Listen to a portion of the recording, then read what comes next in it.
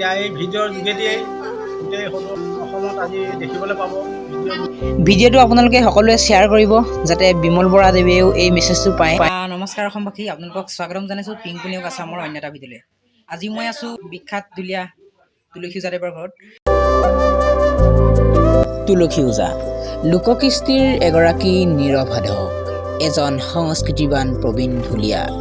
অসম, অৰুণাচল, নাগালেণ্ড, কলকাতা, গুজৰাট, মাদ্ৰাজ সংগত ইতিহাসে গৰকা ডিব্ৰুগড় জিলা টিংখাং সমষ্টিৰ এখনি শুৱনি গাঁও ভালুকমৰাত তেখেতৰ ঘৰ। পদূলিত তগৰৰ আমোল মোলনি, গছৰ আগত কুঁহিপাত, দূৰণিত হিয়া ভগা কুলিৰ বিননিৰ বতৰত, গছৰ তলত ঢোল, টকা, বাঁহী, পেপাৰ গুণগুমনি। তেনে এক মধুময় পৰিৱেশেৰে আৱৰা এইখন পৃথিৱীৰ পৰা আঁতৰি যোৱা আজি প্ৰায় এটা বছৰত ভৰি দিলে। ভগৱানৰ ওচৰত প্ৰাৰ্থনা কৰিছোঁ যেন নেদেখাজনৰ ওচৰত তেওঁ সদায় কুশলে থাকে। ভিডিঅ'টো শেষলৈকে আপোনালোকে স্কিপ নকৰাকৈ চাই যাওক। আৰু অকণমান আছে, বৰ বেছি দীঘলো বনোৱা নাই বাৰু। আৰু আজি বছৰিকালৈ কোন কোন আহিছে সকলোৰে লগত কথা পাতিম যিমানখিনি পাৰোঁ, তেখেতৰ পৰিবাৰ, পুত্ৰ, বোৱাৰী আৰু তেখেতৰ সতীৰ্থ। গতিকেলৈ ভিডিঅ'টো শেষলৈকে চাই যাওক। আপোনালোকে দেখিছেই এইফালে মাহ প্ৰসাদৰ কাম কৰি থকা হৈছে। গতিকেলৈ যাওঁ বলকচোন। আজি তেখেতৰ বছৰিকীয়া আৰু গতিকেলৈ ময়ো আহিলোঁ, আমাৰ ককাই হয় বাৰু। কেনেদৰে নিয়মবোৰ পালন কৰা হৈছে এনেই আহিলোঁ বছৰিকীয়া বুলি। আপোনালোকৰ গোটেই দেখা যাওঁ, আপোনালোকে চাই ল'ব। আৰু মোৰ লগত আছে অংকুৰ দা, তেখেতৰ পুত্ৰ। আপোনাৰ খবৰ? ভালেই আৰু ভাল। তেওঁৰ পুত্ৰ। আৰু আপোনালোকক দেখা যাম ভিতৰলৈ চাব অকণমান। তেখেতৰ যিটো ৰুম, তেখেতে আগতে যিটো ৰুমত থাকে, প্ৰায় যিটো ৰুমতে তেওঁ মানে ঢোল বাদন বজায়। আৰু বহুত দূৰ দূৰণিৰ পৰা ল'ৰা ছোৱালীও আহিছিলে ছাত্ৰৰ শিক্ষা ল'বলৈ। ঢোল, পেঁপা, গগনা আজি বিহুৰ লগত জড়িত প্ৰায় প্ৰতিটো বাদ্যযন্ত্ৰই তেখেতে শিকাইছিলে। গতিকেলৈ ভিতৰলৈ যাওঁ বোলো অকণমান। লোককৃষ্টিৰ এগৰাকী নীৰৱ সাধক, এজন প্ৰবীণ ঢুলীয়া তুলসী ওজাদেৱৰ আজি বছৰিকীয়া। আৰু তালৈ আহিলোঁ, ভাল লাগিলে সঁচাকৈ আহি। আৰু তেখেতৰ সতীৰ্থ লগ পাইছোঁ, এতিয়া প্ৰসাদ খাই আছে বাৰু। তেখেতৰ মুখৰ পৰা আজি সুধিম, আজি বছৰিকীয়া, তাৰ বিষয়ে আপোনালোকে কি ক'ব? আজি বছৰিকীয়া জয় জয় কি জনাম। আজি তুলসী ওজাৰ বছৰিকীয়া হ'ল হোৱাৰ কাৰণে আজি যি পাৰিছোঁ যথাশক্তি মাহ প্ৰসাদন দি এই ভকত পাঁচজন নিমন্ত্ৰণ কৰি আইসকলে সৈতে আমি আজি তেখেতৰ নিয়মটো মানিবলগীয়া হৈছে। সেইখিনি কিবা দুটাই হ'ব পাৰে, আৰু ক্ষমা কৰি আমি সকলোকে জানিবৰ কাৰণে আজি আমাৰ পৰা সাক্ষাৎকাৰ লৈছে এই পিংকু নেওগ আছাম চেনেললৈ। সেই জনাইছোঁ তেখেতে যেন সকলোৱে ৰাইজে জানক আজি তুলসী ওজাৰ বছৰিকাৰ নিয়মটি হ'ল বুলি সকলোৱে জানিব পাৰে। আজি টিংখাং সমষ্টিত বিধায়ক ডাঙৰীয়া বিমল বৰা ডাঙৰীয়া, তেখেতলৈ মই শুভেচ্ছা জনালোঁ। জনাওঁ যে আজি বছৰিকা তুলসী ওজাৰ বছৰিকা আমি এই নিয়ম এটা কৰিছোঁ, মাহ প্ৰসাদন দি অৰ্পণ কৰিছোঁ। আমি বিমল বৰাকো জনাওঁ, তেখেতে মন্ত্ৰীও হয়, যেন আমাৰ প্ৰতি শ্ৰদ্ধা হ'ব। আৰু মই দেৱেন নেওগ, তেখেতক মই শিল্পী পেঞ্চনৰ কাৰণেও তেখেতক মই কাগজ পত্ৰ দিছোঁ। সেইখিনি যেন তেওঁ দয়া কৰি কিবা এটা চাই চিতি দিয়াৰ ব্যৱস্থা কৰে যেন বুলি মই আশা কৰোঁ। ইমানকে জনাই মোৰ বক্তব্য সামৰণি মাৰিছোঁ। ভিডিঅ'টো আপোনালোকে সকলোৱে শ্বেয়াৰ কৰক যাতে বিমল বৰা দেৱেও মেছেজটো পায়গৈ। আৰু আপোনালোকে দেখিবলৈ পাইছে এইপিনে সকলোৱে মাহ প্ৰসাদ লৈ আছে। এইপিনে আপুনি কি ক'ব এতিয়া? আজি বছৰিকীয়া পৰিছে দেউতাৰ। আজি নিয়মটো পইচা পাতি এনেকৈ নাই, আমি যেনে তেনে চলি আছিলোঁ। তাতে মই হাজিৰা কৰি আছোঁ আৰু হাজিৰা কৰিয়ে দেউতাৰ কৰ্মভাগ কৰিছোঁ।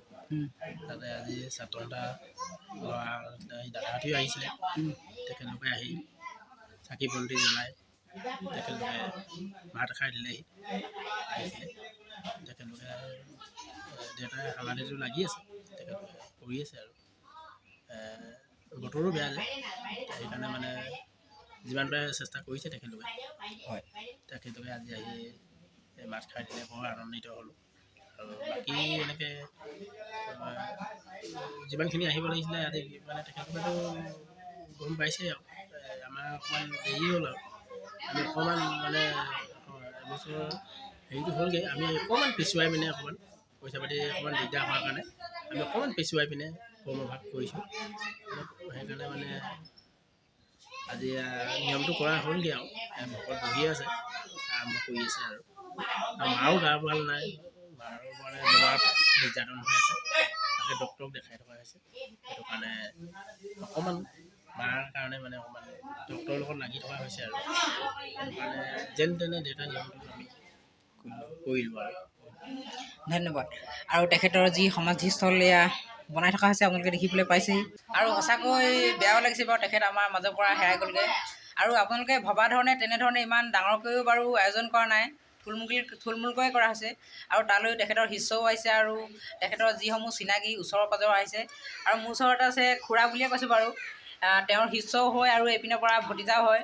আজি তেওঁৰ বছৰেকীয়া পৰিছে, তাৰ বিষয়ে আপুনি কি ক'ব? আজি বছৰেকীয়া হয়, বছৰেকীয়া শ্ৰাদ্ধৰ এই আমাৰ বৰ্তাও হয়, গুৰুও হয়। শ্ৰাদ্ধৰ নিয়ম এটা আজি কৰা হৈছে। ভকতবৃন্দ বহি আছে, আমাৰ গোপিনীসকলো বহি আছে, মাহ প্ৰসাদ খাই আছে। আৰু মোৰ বৰদেউতাই হয়, আৰু বৰ্তাৰ ওচৰতো মই কিছুমান বিদ্যা শিকিছিলোঁ ঢোলৰ। এটা খালি দুখৰ কথা আহি পৰিছে, আমাৰ বৰ্তাৰ যিটো শিল্পী পেঞ্চন পাই আছিলে, বৰ্তাটো নাই এতিয়া, আমাৰ বুকুৰ পৰা হেৰাই গ'ল।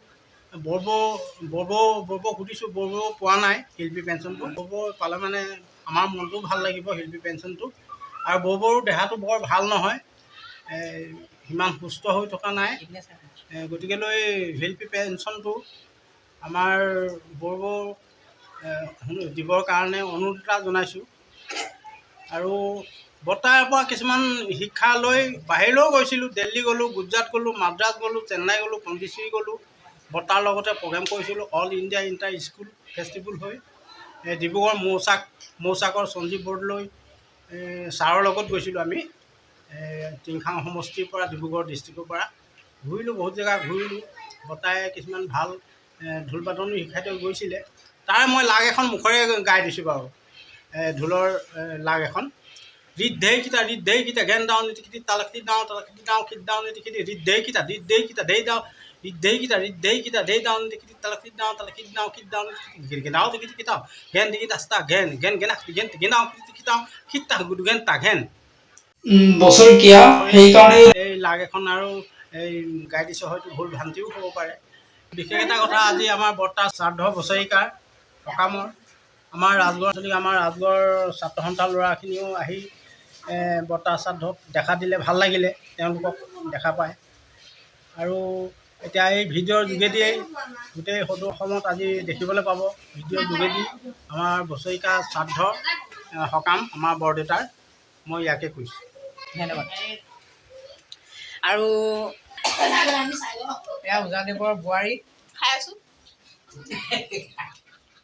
আৰু মোৰ লগত আছে তেখেত আমাৰ উজাদেৱৰ লক্ষীজাদেৱৰ পৰিবাৰ, আইতা বুলিয়ে কৈছোঁ, তেখেতৰ পৰিবাৰ। আজি ককাভাগৰ বছৰেকীয়া পৰিছে নহয় জানো?